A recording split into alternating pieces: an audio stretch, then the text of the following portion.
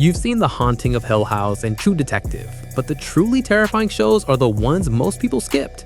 I'm obsessed with horror mystery, and today I rounded up 7 series that are genuinely disturbing, the kind that stay with you long after the screen goes dark. Usually, I rank shows by how much I recommend them, but today's different. I'm ranking these by how scary and psychologically wrong they actually are. Before we dive in, I've put the streaming availability for every show on this list in the first pinned comment below so you can find them easily. Let's get into it.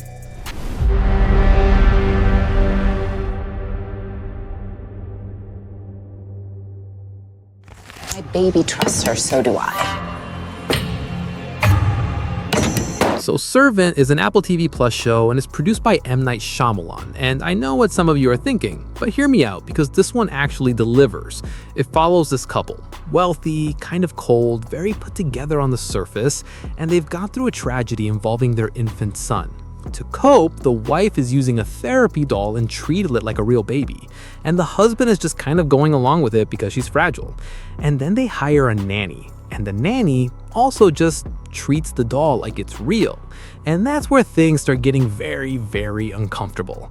The atmosphere in the show is something else. The lighting is cold and sterile, and the apartment they live in looks like nobody actually lives there emotionally, which I think is completely intentional. It's kind of a Polanski-esque vibe, like Rosemary's Baby but in a modern brownstone. The nanny character is genuinely unsettling in a way that's hard to explain. She's not doing anything overtly scary for a lot of it, but you just feel like something is very wrong. Now, I'll be honest with you, the middle seasons wobble a bit. That's just kind of a streaming show thing. But that first season specifically is one of the creepiest single seasons of television I've seen in a long time. That show is Servant. You know what creepypastas are, right? Those weird internet horror stories. The ones that feel oddly specific, like someone actually lived through them. Well, Channel Zero is an anthology series that basically adapted those into television, and I thought it was going to be terrible, and it is absolutely not. Every season is a completely different story with different characters. Season 1, Candle Cove, is about this creepy pirate puppet show that aired in 1988 and what it did to the kids who watched it. And that premise sounds kind of silly, but I watched the whole thing in one sitting in the middle of the day with all my windows open, and I was still creeped out.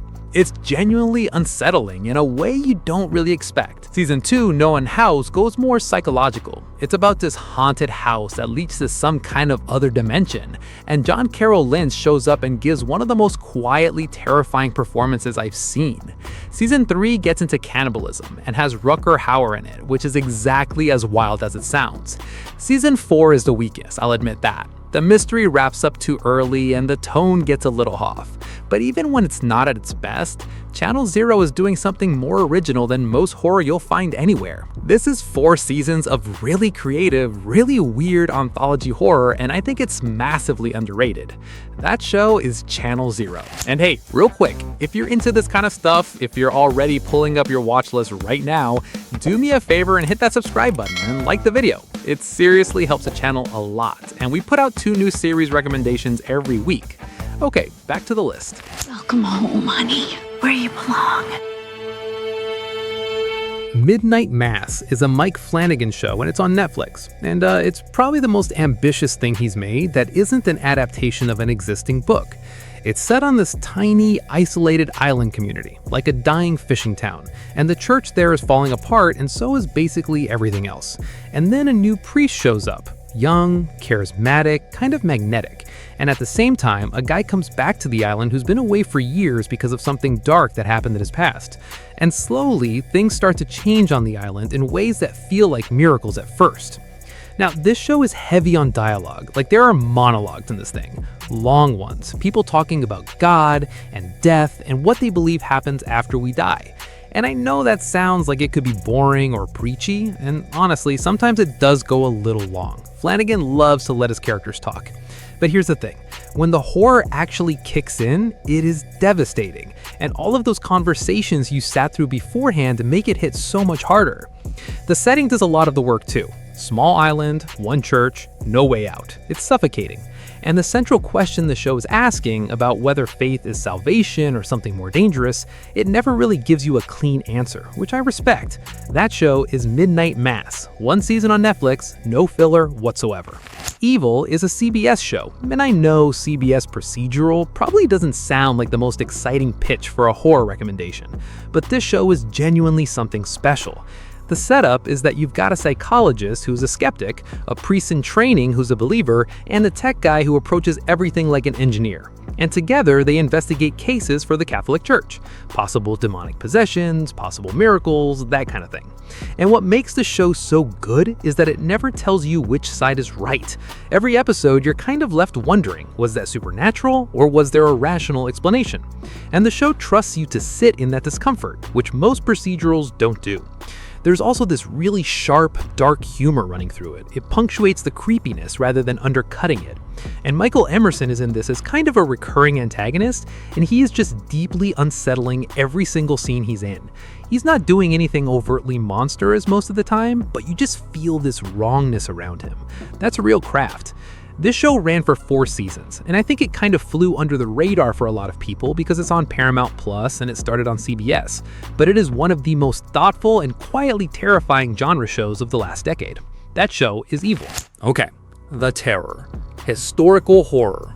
And I know some of you are already checking out period piece, ships, the 1800s, but I really need you to stay with me here. This is based on a real event, Captain John Franklin's expedition into the Arctic in 1845.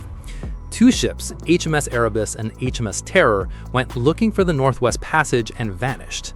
Scientists and historians still argue about what actually happened to the crew. And the Terror takes that real, documented, genuinely mysterious historical tragedy and adds a supernatural element to it. Now, even without the supernatural stuff, the show is already terrifying just from a survival standpoint. The Arctic is basically a villain in itself for the first several episodes. The cold, the isolation, the ships getting locked in ice, it is relentlessly bleak in the best possible way. And then something else starts happening, something that's not weather-related, and suddenly the elements are the least of these people's problems.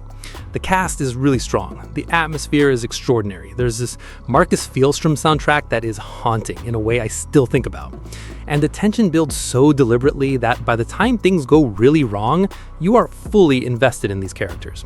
The finale is a little divisive. Some people find it anticlimactic, but The Journey is one of the best single seasons of television in this genre.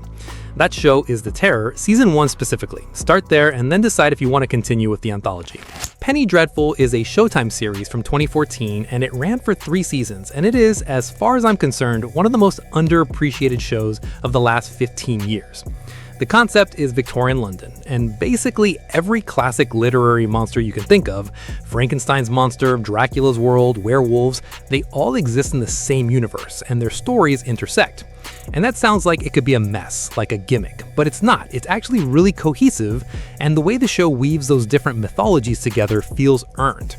Now, Eva Green plays a central character, Vanessa Ives, and I don't know how to explain her performance other than to say it is one of the best lead performances in the history of genre television.